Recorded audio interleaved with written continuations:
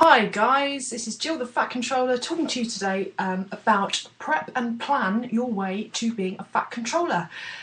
Preparation and planning, as boring as it sounds, it is one of the most critical steps in order to become a successful long-term fat controller. So in other words, you can lose weight, you can lose fat, and it can stay off for a little while, but if you don't learn the steps and make them a habit, then it's unlikely that you're going to keep the weight or the fat loss off. So practice, and then practice, and then practice some more. Perfect your planning and preparation is the most critical step.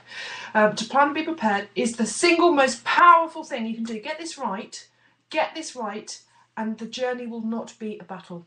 When we use willpower alone to force ourselves to do things, we will eventually wear out our willpower. We will eventually get tired, exhausted, and we'll look for easier ways to do things because it becomes too difficult to keep going. The momentum goes.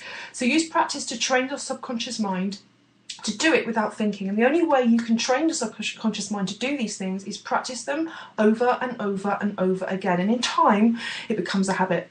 So bearing in mind that habits can take anywhere up to 90 days to enforce, they need to be consistent. And it's very easy for you to slip back out of habits. So you've got to be really aware, you've got to be super aware of when old habits are coming back into play.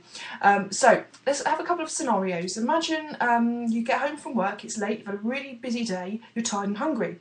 In fact, you're so hungry because you've skipped lunch, and the reason you did that is because you hadn't made lunch and you were busy. And before you begin to even think about dinner, what's the first thing you do? You're probably going to go to the cupboard or the fridge and start eating, or even order a takeout. You're tired and your willpower is even weaker than normal, and so this is why you're more susceptible to eating and the wrong types of things in the evening. And of course, if you've skipped meals, it's even more likely that once you start eating, you're not going to be able to stop. So this is where preparation is key to success. So put it in another scenario. Imagine you've spent the night before or Sunday night or sometime of the weekend planning your meals for the week. So you've written out your diary, you've batch cooked your lunches, your dinners, your snacks, everything's cooked in batches in the fridge or the freezer, Tupperware pots. You've scheduled your workouts, your walks, you've even scheduled in your relaxation time. And if you're having trouble scheduling and thinking about this, then go back to your purpose propeller and why and your profit to help you motivate you to do this schedule, because this is really important. And then you prep for the day ahead, which means you're then free to do the things that matter, and when situations arise, you're best equipped to deal with this. So when you've got all this stuff ready, when you come home from work, A, you're not going to be starving hungry because you've eaten throughout the day, and secondly, B, even if you are tired, you've had a long day, then the food is there ready for you to grab out of the fridge. All you need to do is either reheat it or pop those ingredients together. Another example is, in order to help you get better at dealing with the situations that perhaps you aren't as well prepared for, is imagine you've gone out for a meal, or you've been asked out to go for a meal. And you're probably thinking to yourself, oh no, I've got to go out and eat, what am I going to do? It's going to wreck everything.